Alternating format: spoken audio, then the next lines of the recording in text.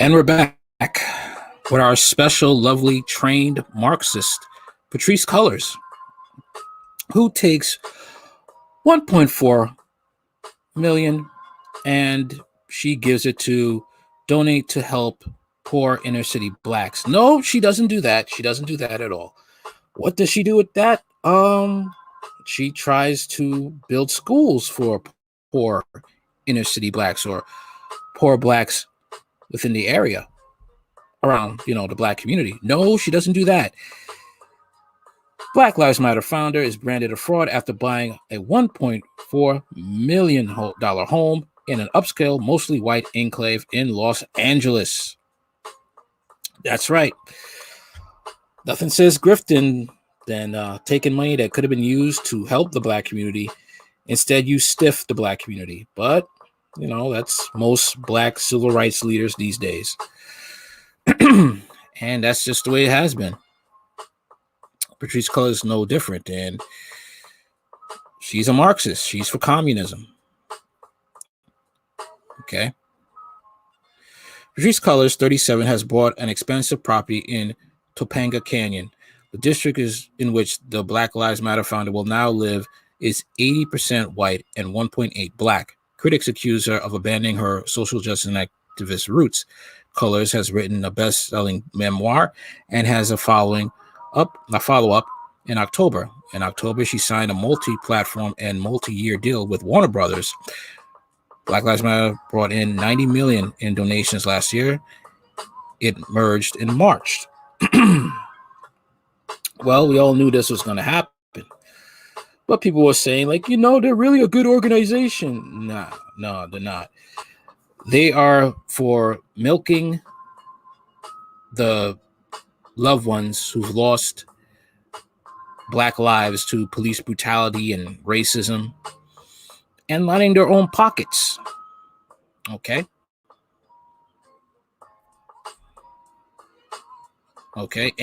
And going for LGBT rights top of, the backs of dead black people. That's just who they are. That is just who they are. They are trained Marxists, and they have milked the black community perfectly.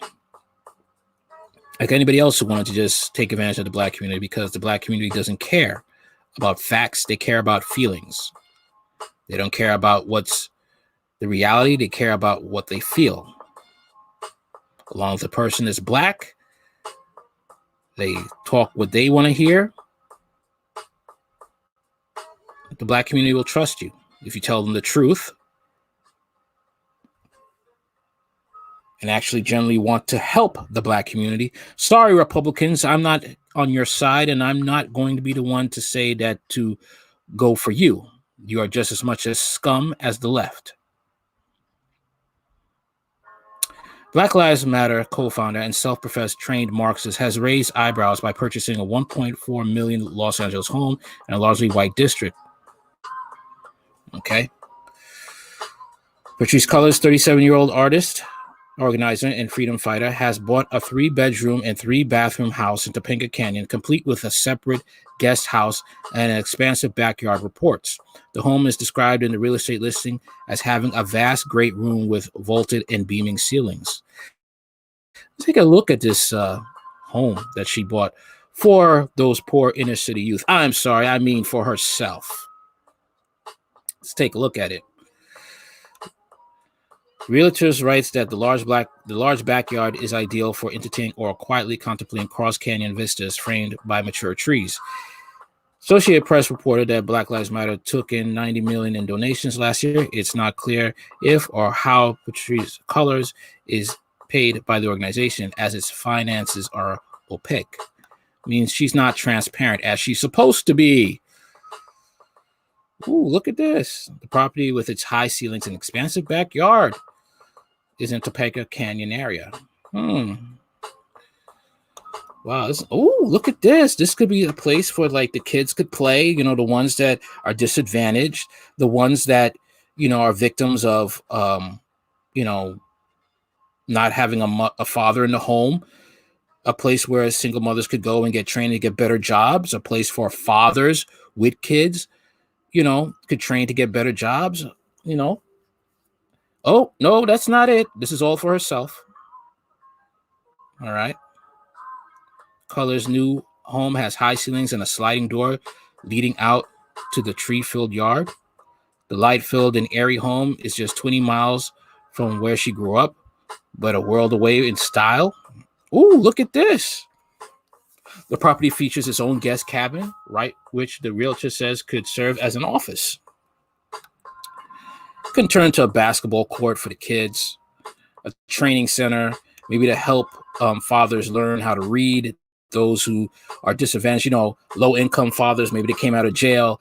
They need to learn how to read and develop a skill. Maybe put a trade school over there, something like that. They could learn something about plumbing, electrician, something like that. But nope, this is all for herself. In her new zip code, 88% of the residents are white and 1.8% are black, according to the census. The house is only 20 miles from her childhood home in Van Nuys, but is a world away. Yes, it is. In her 2018 memoir, she tells of being raised by a single mother with her 3 siblings in an impoverished neighborhood where she lived in a 2-story tan-colored building where the paint was peeling and where there's a gate that does not close properly and an intercom system that never works. And when you have that type of lifestyle and then you want to go into activism, you forgot that you had to care about other people. See, people who grow up in these type of backgrounds, I don't have a problem. What I'm going to say is this. There's usually a burning desire and a hatred for their living conditions, and they will do anything they can to get out of it. And if they have an opportunity to get a better life, they will stiff people they will step on people to get what they want. See, growing up in these humble beginnings, it could have 2 effects on you. One, you're gonna work hard, have a caring heart, and you're gonna be giving back to the community. Or 2, you're gonna be swearing to yourself up and down that you will never ever be in this predicament again, and you will despise the poor, and you will use them as a vehicle to get what you want because you hated being poor yourself. This is the 2 ways that being in these type of humble beginnings can affect you. 2 ways. It's going to make you very empathetic and willing to help others once you get to the top yourself, or you're going to be one cruel person, maniacal, manipulating, narcissistic. You'll find a way to get there, even if you have to sell your soul to get it. Some critics argue that living in a multi-million-dollar home was at odds with her social justice mission. It is, because with social justice, you're putting yourself last and you're putting people first. Valhalla for Social Justice is a movement that describes itself as abolition and socialist collective in the struggle for liberation, self-determination, and poor working class solidarity. Said it was an ill-judged flaunting of wealth. But that's what it is with these communist leaders. They basically what it is. They take all your possessions, take all the possessions from the common people, and give it to themselves. That's why communism never works for people. It doesn't work for the population. It works for the ones in power, the few that are in power, the few that are in authority. That's who it works for. That's why so many people died in communism in Europe. People are dying in communism in Venezuela.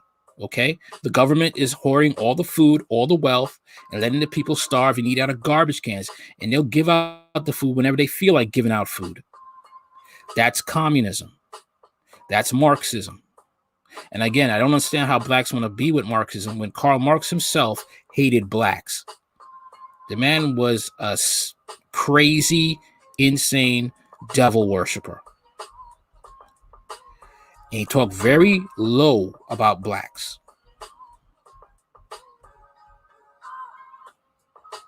We're talking generational wealth off the death and struggle of black folks here, they tweeted. Justice Teams Network and BLM founder paid $1.4 million for a home. This past week, we bought for a cot for our unhoused black elder friend to keep him off the ground. One LGBTQ activist described BLM as a racket. Jason Whitcock, a sports journalist, tweeted that she had a lot of options on where to live. She chose one of the wealthiest places in California.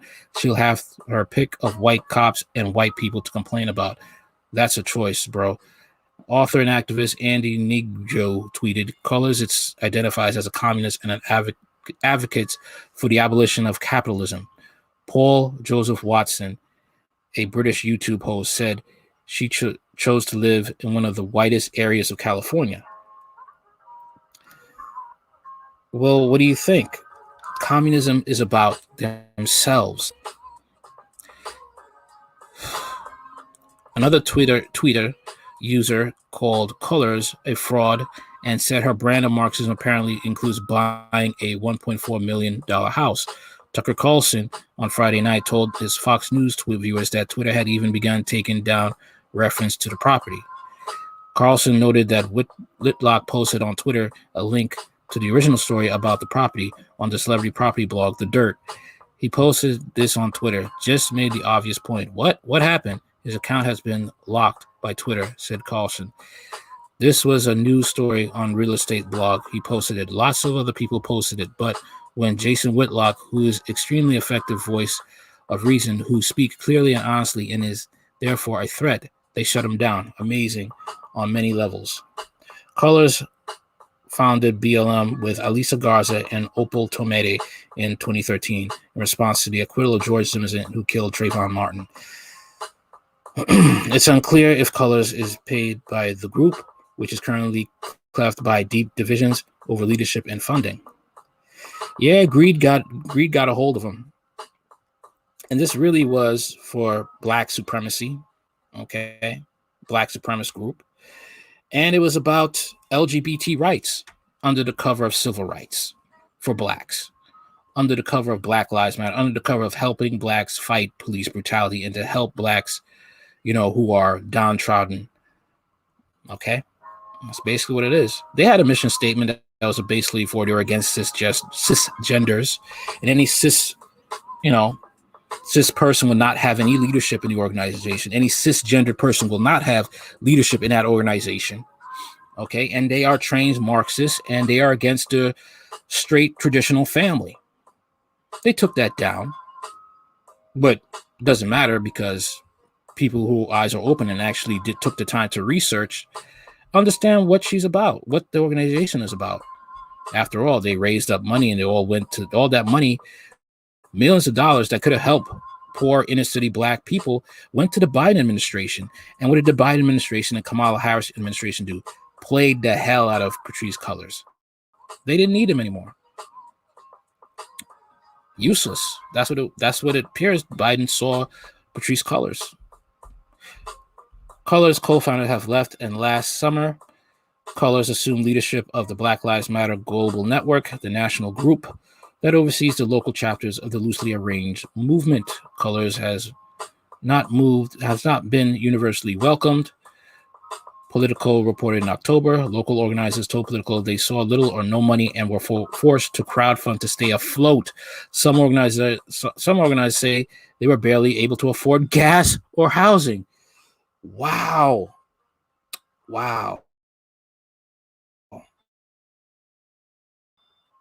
So when Patrisse just turned into who she really was, self-centered, narcissistic animal who wanted nothing but to get to the top by any means necessary. Black Lives Matter Global Network filters its donations through a group called 1,000 Currents Insider report in June, which made it even more complicated to trace the cash. Solon Lima, executive director of 1,000 Currents, told the site donations to Black Lives Matter are restricted donations to support the activities of Black Lives Matter. Last month, the Associated Press reported that Black Lives Matter bought in $90 million in donations last year, leading to Michael Brown Sr. to join the Black Lives Matter activists, demanding $20 million from the Black Lives Matter Global Network Foundation.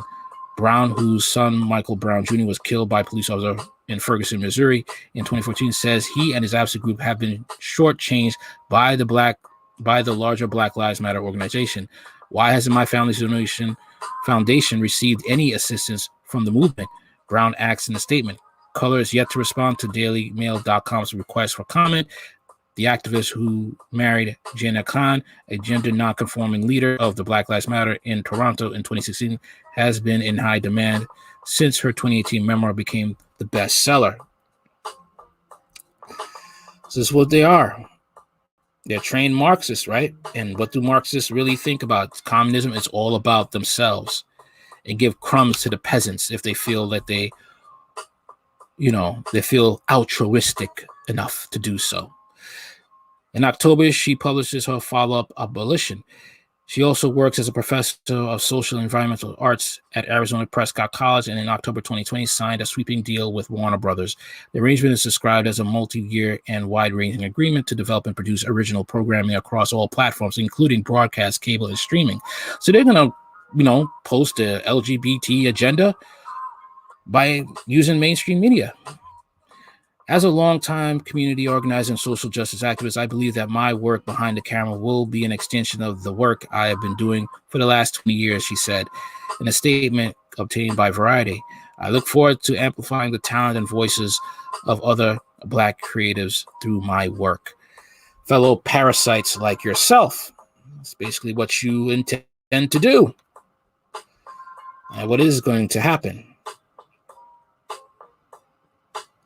Sad to say that this is what it is.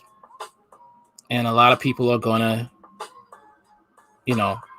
understand that you're going to have to get really serious people that are willing to fight this battle, that are not going to be bought. But unfortunately, those people are far and few in between.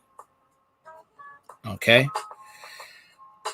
And the ones that would fight, sad to say, the majority of the Black community will not support them because they understand what the work that needs to be done and the inner reflection that has to be take place. And the majority of the Black community does not want to deal with that. They don't want to deal with the abortion rate. They don't want to deal with out of wedlock births and the high single mother rate. They don't want to deal with that. They don't want to get on both genders for their lack of accountability for each other. They don't want to do that. Okay? Because that's what's going to take. That's what it's going to take. If you want to attack white supremacy, then the standard for how us as Blacks are to live has to be raised. And a lot of Blacks hate that. They're comfortable with being victims, having a victim mentality. They're comfortable being on either plantation, Republican or Democrat. That's what they're comfortable with. And anybody who dares tries to actually tell the truth and actually want true change for the Black community, they will be ostracized and in some cases maybe assassinated. So unfortunately, if Patrisse Cullors gets canceled, there'll be another person to take her place. I mean, look at this. They get to a point of fame and financial success, and they start stiffing, their fellow organization members. They can't even afford gas or housing. They're basically living off these donations.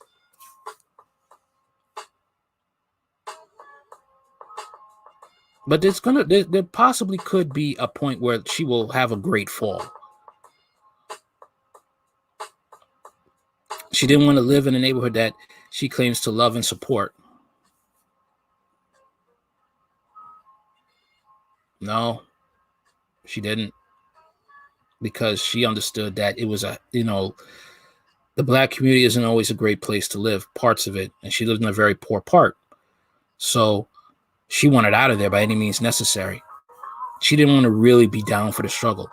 See, people like Malcolm X and Martin Luther King, they were down for the struggle, even though they were into the boule. Okay. I believe,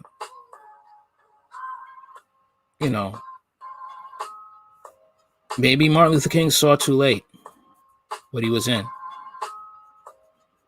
Maybe he wanted to get out. But if he didn't, he want to stay into that Freemasonry stuff, then it was too late for him. Most of these civil rights leaders are boule sellouts into Freemasonry. Okay. The war is deep. Okay, and the boule's job is to keep Blacks down. Okay. I know I'm going to conspiracy theories, but that's the truth. Skull and Bones, Boule, the Boule, the Black Boule is this Freemasonry, another side of Freemasonry for blacks that are elite, and they are to keep the black community down. Look what she did with the money. Did she use it to support the black community, to fix poverty, to help with reform between the police and the black community? No. Used it for herself. And the black community, once again, got pimped by their black civil rights leaders, whose God is the almighty dollar. All right. It's Hard Talk Radio. Like, share, comment, and subscribe. Later.